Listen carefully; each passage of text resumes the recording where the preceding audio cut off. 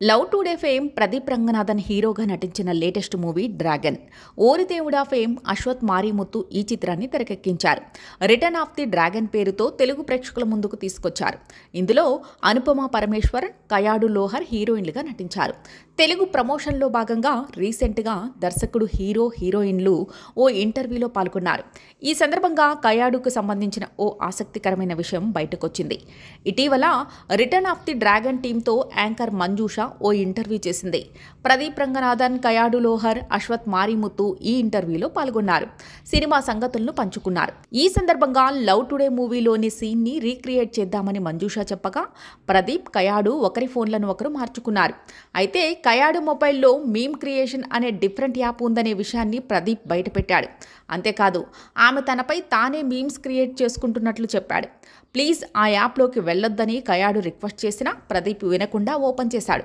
అందులో తెలుగు సినిమాల్లో next top heroine అంటూ కయాడు లోహర్ తన ఫోటో మీద తనే మీమ్ క్రియేట్ చేసుకున్నట్లుగా ప్రదీప్ వెల్లడించారు. దీంతో అమ్మడు సిగ్గుపడుతూ తన చేతితో మొహాన్ని దాచుకుంది. పక్కనే ఉన్న దర్శక హీరోలు వెక్కిరించగా పిఆర్ అంటే అదే కదా, ఎవరు మన మీద మీమ్స్ చేయకపోతే మనకి మనమే చేసుకోవాలి అంతే అంటూ కయాడు మన మీమ్స్ను సమర్థించుకుంది. ఇక ప్రదీప్ వాట్సాప్ చాట్ను ఓపెన్ చేసిన ఈ బ్యూటీ అతడు పలువురు హీరోయిన్లకు మీమ్స్ షేర్ చేశాడనే విషయాన్ని రివీల్ చేసింది. ఈ వీడియో ప్రస్తుతం నెట్టింట వైరల్ అవుతోంది. ముగిల్పేట అనే కన్నడ సినిమాతో సినీ ఇండస్ట్రీకి పరిచయమైన కయాడు లోహర్ శ్రీ విష్ణు హీరోగా నటించిన అల్లూరి చిత్రంలో టాలీవుడ్తో హీరోయిన్గా ఎంట్రీ ఇచ్చింది. సినిమా ఫ్లాప్ అవ్వడంతో ఆమె గురించి ఎవరూ పెద్దగా మాట్లాడుకోలేదు.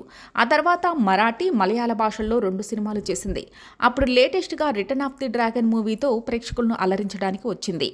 ఫిబ్రవరి 21వ తేదీల్లో విడుదలైన ఈ చిత్రానికి మంచి రెస్పాన్స్ వస్తోంది.